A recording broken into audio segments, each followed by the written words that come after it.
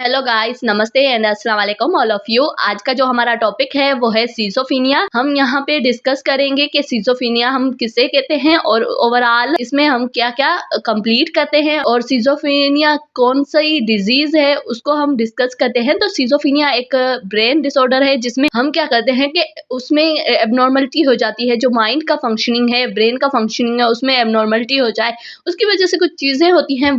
Overall हम इसमें पढ़ेंगे कि कौन सी चीजें होती है सिजोफ्रेनिया में, क्या क्या इफेक्ट्स होते हैं, सब चीजों को हम डिस्कस करने वाले हैं अपने इस लेक्चर में। उसके बाद बात करते हैं सिजोफ्रेनिया। सिजोफ्रेनिया क्या है और ओवरऑल सिजोफ्रेनिया किस पेशेंट को होता है। तो मोस्टली हम देखते हैं schizophrenia is a chronic mental disorder. ये एक क्रोनिक मेंटल डिसऑर्डर होता है जिसमें क्या है कि बहुत लंबे टाइम तक क्या है कि मेंटल डिसऑर्डर चलता है, तो उसको हम कहेंगे क्रोनिक मेंटल डिसऑर्डर। इसकी वजह से क्या होता है, they characterized by the disturbance in the thinking, perception, emotion, behaviour and social functioning. इसकी वजह से क्या होता है कि जो क्रोनिक सिजोफ्रेनिया है, क्रोनिक मेंटल डिसऑर्डर है, ठीक है। इसकी वजह होता क्या है, इसमें मेनली इसमें जो करेक्टर आते हैं उसमें सबसे पहले आता है कि आपके जो इमोशंस हो, थिंकिंग्स हो, आप किसी चीज को देख के क्या सोचते हो, परसेप्शन हो, और उसके अलावा आपका बिहेवियर क्या है किसी चीज के लेके, ठीक है, आप उस पर किस तरीके से रिएक्ट कर रहे हो या फिर आप लोगों के साथ किस तरीके से बिहेव कर रहे हो, उनसे किस तरीके से मिल रहे हो। तो ये सारी चीजें आ जाती है कि इन चीजों में क्या है कि एबनॉर्मलिटी आता है या फिर चेंजेस आती है, तो उसको हम क्या कहेंगे, सिजोफ्रेनिया, ठीक है। उसके अलावा सिंपल अगर डेफिनेशन देखी जाए तो the schizophrenia is a mental illness where the person loss the contact and reality and experience. क्या है कि इसकी वजह से जो पर्सन होता है वो लॉस कर देता है कि लोगों के साथ मिलना जुलना, रियलिटी को एक्सेप्ट करना, ये सारा चीजें हैं उसमें कम हो जाती है और ये एक मेंटल इलनेस है, ठीक है। एक्सपीरियंस हेलोसिनेशन एंड डिल्यूजन्स, क्या है कि इसकी वजह से हेलोसिनेशन या फिर डिल्यूजन, ये क्या है कि ये भी एक मेंटल डिसऑर्डर्स है जो क्या है कि आपके परसेप्शन और थॉट्स से मिलती है। तो फिर क्या है कि ये दोनों डिसऑर्डर हो जाते हैं इसमें। और उसके अलावा डिसऑर्गेनाइज्ड थिंकिंग, जो डिसऑर्गेनाइज, कुछ भी बोलना, कोई भी उसकी प्रॉपर वे ना हो, कोई भी उसका थिंकिंग ना हो, जस्ट बोलना, तो ये सारी क्या है कि इसमें जो पेशेंट्स होते हैं उनकी ये कंडीशन हो जाती है। उसके अलावा अगर हम बात करते हैं काज की कि कौन से काज या फिर इटियोलॉजी इसकी क्या है, ठीक है। मेनली हम किन चीजों पे देखते हैं, चार चीजें होती हैं जिनको हम काज कंसीडर करते हैं। फर्स्ट में आ गया कि बायोलॉजिकल फैक्टर। बायोलॉजिकल फैक्टर्स में हम क्या देखते हैं कि ओवरऑल उसका जेनेटिकल, अगर किसी फैमिली मेंबर्स को हो रहा है, मदर को है, फादर को है, तो चांसेस होते हैं कि उसके बच्चे को भी वो चीजें हो, ठीक है। जेनेटिकली भी सिजोफ्रेनिया हो सकता है। अगर पेरेंट्स में किसी को ब्रेन डिसऑर्डर है तो इस बच्चे को भी हो सकता है। उसके अलावा ब्रेन स्ट्रक्चर हम उसमें, उसके अलावा जो हाइड्रोसेफेलस पेशेंट्स होते हैं या फिर एनसेफेलाइटिस जो पेशेंट्स होते हैं या फिर कुछ ऐसे पेशेंट होते हैं जिनको ब्रेन इंजरी हो रही होती है, उनकी स्ट्रक्चर एबनॉर्मल होती है, तो उनको भी क्या है कि चांसेस होते हैं कि उनको भी सिजोफ्रेनिया या फिर मेंटल डिसऑर्डर हो जाता है, ठीक है। उसके अलावा हम बात करते हैं केमिकल्स जो होते हैं, न्यूरोकेमिकल इनबैलेंस, जो न्यूरॉन्स के लिए केमिकल लाजमी होते हैं, अगर उनका इनबैलेंस हो जाए, उनकी नेटवर्किंग में एबनॉर्मलिटी आ जाए, तो उसकी वजह से क्या है कि एक तो उस पेशेंट को सीजर भी होना स्टार्ट हो जाते हैं। उसके अलावा ये कंडीशन मेंटल डिसऑर्डर भी हो सकता है उस पेशेंट को। सेकंड में अगर बात करते हैं न्यूरोलॉजिकल न्यूरोट्रांसमीटर इनबैलेंस, जो न्यूरोट्रांसमीटर है वो इनबैलेंस हो जाए, या तो वो ज्यादा हो जाए, जिस तरह से फॉर एग्जांपल हम डोपामीन की बात करते हैं, अगर डोपामीन ज्यादा हो गया तो अलग वो क्या करता है, हाइपर एक्टिव करवा देता है सिस्टम को, और उसकी वजह से क्या है कि ना साइकोटोनिक जो डिजीज होती है वो काज हो सकती है, उसके सिम्टम्स आते हैं। अगर जो पार्किंसन, ठीक है, डोपामिन की कमी हो गई है, उसकी वजह से पार्किंसन डिजीज उसके सिम्टम नजर आते हैं। तो ये क्या है कि ये दोनों चीजें इफेक्ट करती है जो मेंटल डिसऑर्डर को करवाती है। तो ये हम कह सकते हैं कि एक बायोलॉजिकल, एक न्यूरोट्रांसमीटर इनबैलेंस है, ये दोनों काज हो गए, ठीक है, इनके। उसके अलावा साइकोलॉजिकल फैक्टर कुछ ऐसे होते हैं, वो भी क्या करवाते हैं, काज करवाते हैं ब्रेन डिसऑर्डर को, ठीक है, मेंटल डिसऑर्डर को। वो आ गया कि अगर साइकोलॉजी का अगर कोई बंदा है बहुत ज़्यादा स्ट्रेस में रह रहा है बहुत ज़्यादा टाइम से, उसको भी क्या है कि उसको भी ये हो सकता है कि उसको भी मेंटल डिसऑर्डर होने के चांसेस होते हैं, काज होता है। उसके अलावा चाइल्डहुड ट्रॉमा, अगर जो बचपन होता है या फिर चाइल्डहुड में उससे कोई ऐसा इंसिडेंस हो गया है तो उसकी वजह से वो उस सिचुएशन से नहीं निकल पाया है, तो उसको भी क्या है कि वो भी एक काज हो सकता है कि मेंटल डिसऑर्डर का। उसके अलावा एनवायरमेंटल फैक्टर्स की बात करते हैं कि फैमिली में अगर कन्फ्लिक्ट हो रहा है, उस एनवायरमेंट में वो बच्चा रह रहा है, तो उसकी वजह से भी क्या है कि वो भी एक काज करवाता है सिजोफ्रेनिया। उसके अलावा हम बात करते हैं ड्रग अब्यूज, कुछ ऐसी ड्रग की वजह से भी क्या है कि सिजोफ्रेनिया हो सकता है उस पेशेंट को। और अर्बन स्ट्रेस, अगर कोई भी पीपल यहाँ सिटीज में रह रहा है, उसके जो भी इश्यूज होते हैं या फिर उनके वजह से कोई स्ट्रेस हो जाए तो उनकी वजह से भी क्या है उसको मेंटल डिसऑर्डर हो सकते हैं। ये सारे क्या है कि इसके काज है कि जिनकी वजह से इस पेशेंट को मेंटल डिसऑर्डर होते हैं।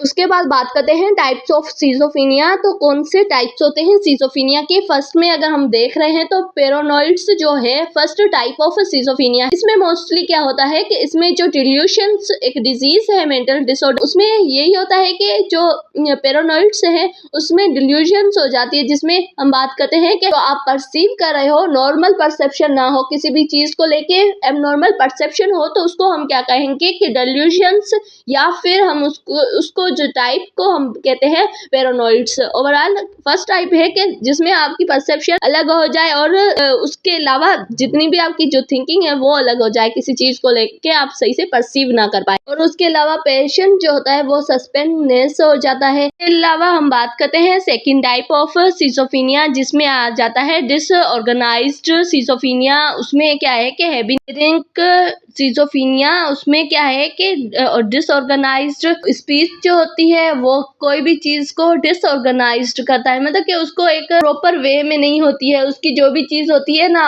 वो क्या है कि डिफरेंट तरीके से होती है, तो उसको हम क्या कहेंगे डिसऑर्गेनाइज्ड वे से वो चीजों को डिफाइन कर रहा होता है। उसके अलावा क्या है कि जो इन अपीयरेंस इमोशंस, उसके इमोशंस होते हैं वो एक अपीयरेंस से नहीं होते हैं, इन अपीयरेंट इमोशंस होते हैं, कभी खुश हो रहा है कभी गम हो रहा है, इस तरीके से उसके इमोशंस अप डाउन होते रहते हैं। और उसके अलावा हम बात करते हैं केटानिक। जो केटानिक है उसमें क्या है कि मोटर डिसबैलेंस हो जाती है, ठीक है, जितने भी मोटर फंक्शंस है वो एबनॉर्मल होना के उसको सही से सेंसेशन ना आ सके, ठीक है। उसके अलावा इमोबिलिटीज और एक्सेसिव मोमेंटम, या तो कोई भी चीज ज्यादा मूवमेंट करे या फिर वो चीज मोबिलाइज हो जाती है, बिल्कुल भी मूवमेंट नहीं करती है, ये सारी क्या है कि चीजें आ जाती है। और उसके अलावा लास्ट जो हमारा है ना अनडिफरेंशिएटेड, उसमें क्या है कि ये हमारा चौथा टाइप है कि सिजोफ्रेनिया में, तो उसमें अनडिफरेंशिएटेड में क्या है ना मिक्स सिम्टम्स हो जाते हैं, हम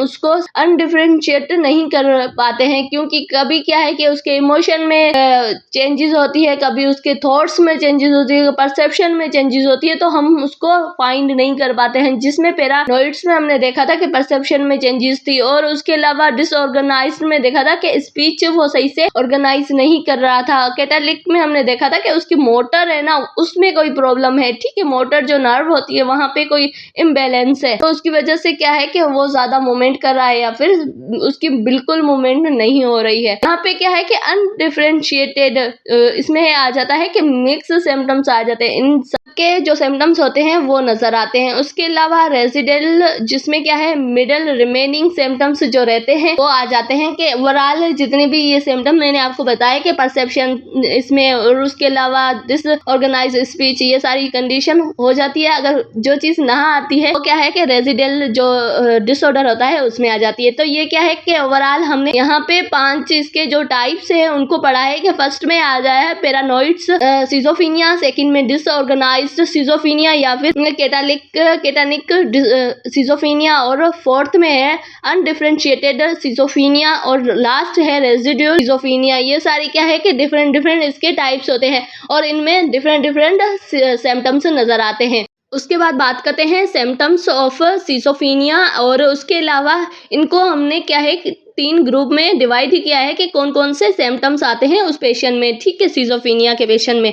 तो सबसे पहले पॉजिटिव अगर हम सिम्पटम्स देखते हैं तो उसमें क्या है कि extra behaviour adding to the normal behaviour, जो नॉर्मल बिहेवियर होता है उससे ज़्यादा एक्साइट या फिर एक्स्ट्रा उसका बिहेवियर होता है लोगों के साथ। अगर ज़्यादा अच्छा हो रहा है किसी के साथ बिहेवियर तो ज़्यादा से ज़्यादा अच्छा होगा, या तो अगर किसी के साथ उसके साथ खराब बिहेवियर है तो ज़्यादा से ज़्यादा वो बिहेवियर वो करता है, ठीक है। इस पेशेंट में क्या है कि बैलेंस नहीं होता है, ठीक है, नॉर्मल से ज़्यादा बिहेवियर होता है। उसके अलावा अगर हम बात करते हैं हेलुसिनेशन या फिर डिल्यूजन की, तो हेलुसिनेशन में क्या होता है, मोस्टली हमने यहाँ पे देखा है कि हेलुसिनेशन जो पेशेंट्स होते हैं उनके सेंसेशन में प्रॉब्लम होती है, जो सेंस होते हैं वो सही से वर्क नहीं कर रहे होते हैं, उनकी वजह से क्या है कि उनको ये होता है कि वो सही से, और डिल्यूजन में क्या होता है कि उसमें परसेप्शन नहीं हो सकती है। तो परसेप्शन अगर किसी पेशेंट की नहीं है सही से तो वो डिसऑर्गेनाइज्ड स्पीच होगी उसकी, क्योंकि वो एक प्रॉपर वे में किसी चीज को परसीव ही नहीं कर रहा है तो किस तरीके से वो उस चीज को बताएगा। तो उसके लिए क्या है कि डिसऑर्गेनाइज्ड उसकी वो स्पीच होती है। और उसके अलावा अगर हमें हेलुसिनेशन में बात करते हैं तो उसमें क्या है कि बैर्जिंग बिहेवियर होता है, जिसमें हम बात करते हैं कभी वो पेशेंट्स ये बोल रहा होता है कि मेरे सामने कोई बैठा हुआ है, मुझे ये आवाज आ रही है, और उसके अलावा कुछ ऐसी चीजें वो देख लेता है, या फिर कभी वो चीजें खा रहा होता है। ये सारी क्या है उसको, या तो कभी स्मेल आती है, ये सारी उसकी क्या है कि सेंस होते हैं 5 वो एबनॉर्मल हो जाते हैं, उनकी वजह से उसका बिहेवियर चेंज हो जाता है। उसके अलावा अगर हम बात करते हैं फॉर एग्जाम्पल इस पेशेंट को, the patients hearing voice and believe the people want to harm, कि उसको ये ही क्या है कि हेलुसिनेशन है ना, उसमें सेंस चेंज हो जाता है। उसको ऐसा लग रहा होता है कि लोग मुझे मारने आ रहे हैं, या फिर ना मैं ऐसी जगह पे हूँ जहाँ पे मैं एक ऐसे लोगों के साथ हूँ जो मुझे मार रहे हैं। तो इस तरीके से उसके सेंस आ जाते हैं, या तो वो कोई नहीं होता है फिर भी वो कह रहा है कोई जा रहा है, कोई मुझे मारने की कोशिश कर रहा है, ये सारी उसकी सेंसेशन होती है। उसके बाद बात करते हैं कॉग्निटिव सिम्टम्स कौन कौन से आ जाते हैं। पुअर अटेंशन, सबसे पहले कॉग्निटिव मीन्स कि आपका थिंकिंग जो पावर होता है उस पे इफेक्ट होना। सबसे पहले अगर कॉग्निटिव की बात करते हैं, यहाँ पे क्या आ जाता है, पुअर अटेंशन, कि किसी चीज को मतलब सही से समझ भी ना पाए, ठीक, पुअर अटेंशन हो, किसी भी चीज में उसका माइंड काम ही ना करे, ठीक है। मेमोरी प्रॉब्लम, उसको डिफिकल्टी होती है, मेमोरी प्रॉब्लम्स होती है, वो चीजें रखता है, भूल जाता है, जिसमें अल्जाइमर डिजीज वो आ जाती है। तो ये सारी क्या है कि उसके सिम्टम्स होते हैं। जो कॉग्निटिव की बात करें ना तो उसमें ये सारे सिम्टम्स आ जाते हैं कि सिज़ोफ्रेनिया में अगर कॉग्निटिव सिम्टम्स होते हैं तो वो ये होते हैं कि उसको मेमोरी प्रॉब्लम हो जाती है, poor attention, difficulty in decision making, वो अपने डिसीजन खुद नहीं ले सकता है, डिफिकल्टी होती है।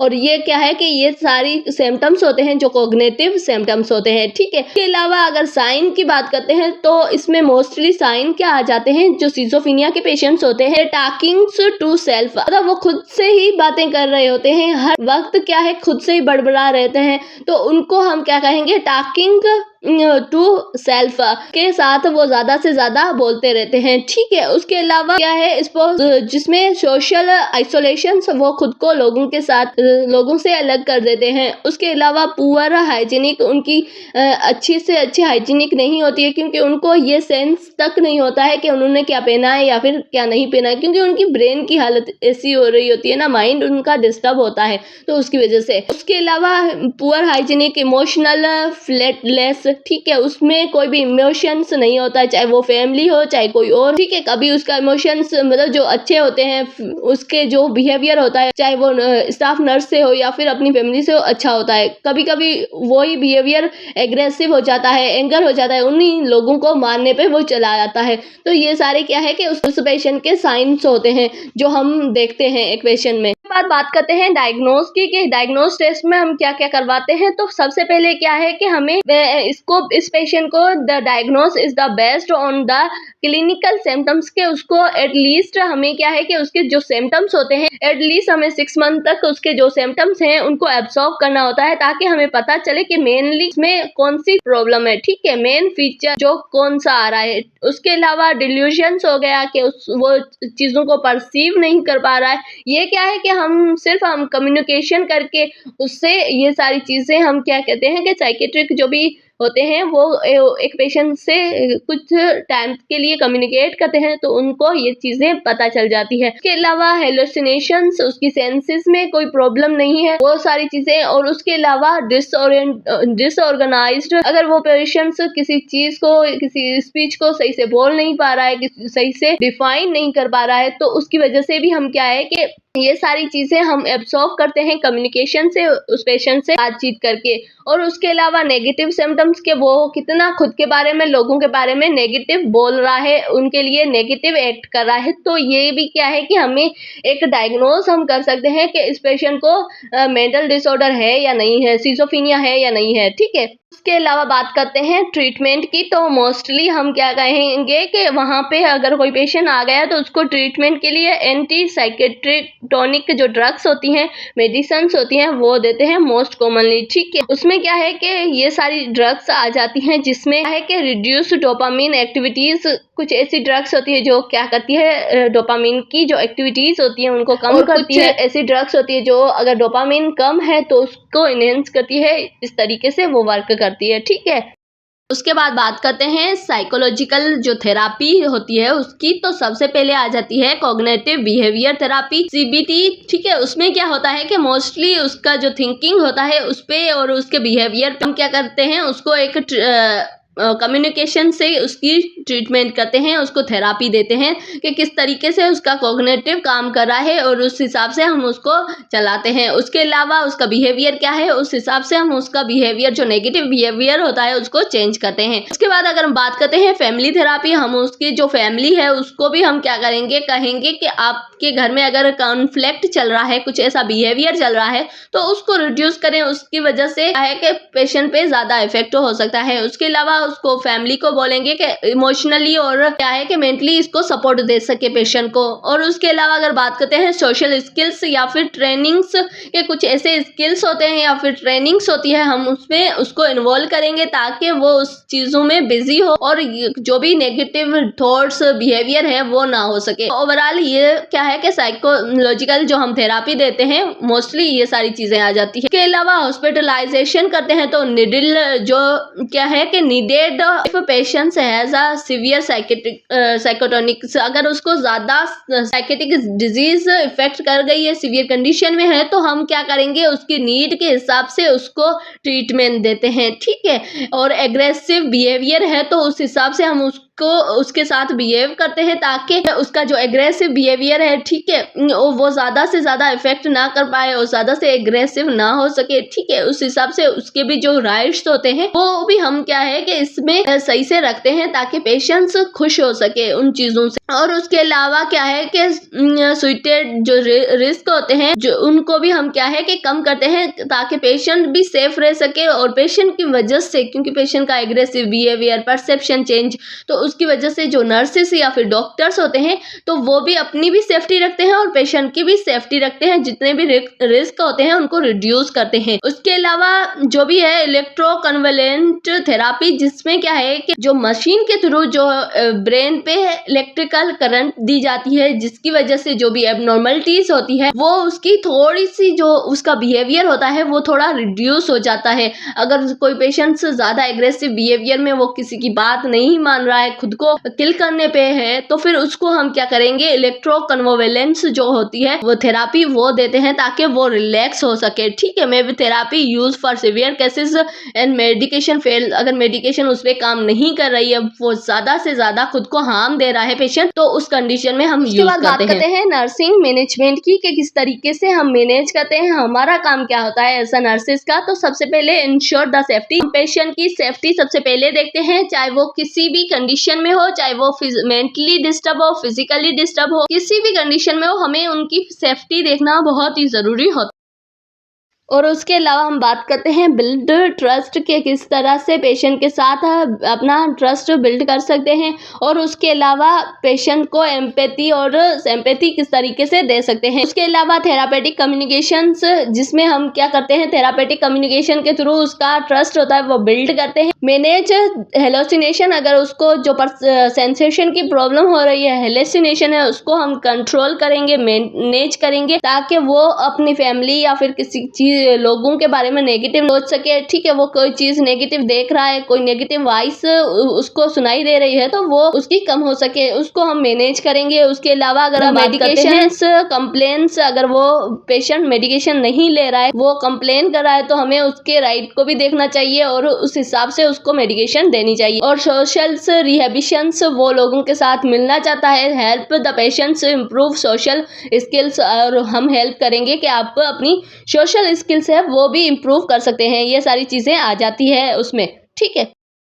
ये सारी चीज़ें नर्सिंग मैनेजमेंट में आती है। एक नर्स जो भी मेंटल डिसऑर्डर का पेशेंट होता है उसको एक एम्पैथी या फिर ट्रीटमेंट के लिए, केयर के लिए ये सारी चीज़ें करती है। अलावा क्या है कि कुछ ऐसी कॉम्प्लिकेशंस होती है जो साइकेट्रिक पेशेंट करता है, ठीक है। फर्स्ट है वो सुसाइड रिस्क होता है। हमें क्या होता है कि हम देखते हैं कि वो पेशेंट खुद के साथ कैसा, वो कभी सुसाइड अटेम्प्ट तो नहीं कर रहा है। ये सारी क्या है कि हमें देखना बहुत ही ज़रूरी होता है, क्योंकि पेशेंट्स अपने क्या कहते हैं प्रोसेस थिंकिंग में नहीं होता है, तो वो खुद से कुछ भी कर सकता है। इसलिए हमें क्या है कि उसकी कॉम्प्लिकेशन जो होती है, सुसाइड रिस्क जो होते हैं, उनको कम करना होता है। उसके अलावा सोशल आइसोलेशन, अगर कोई पेशेंट्स लोगों के साथ नहीं रह रहा है, वो अलग, ठीक है, उनको उस तरीके से केयर देनी होती है। या तो वो सोशल अगर होगा तो वो लोगों को हार्म करेगा, अगर वो खुद को अलग रख रहा है तो उसकी जो नेगेटिव थिंकिंग या फिर परसेप्शन है वो और ज़्यादा नेगेटिव हो जाती है। और उसके अलावा अगर हम बात करते हैं सब्सटेंस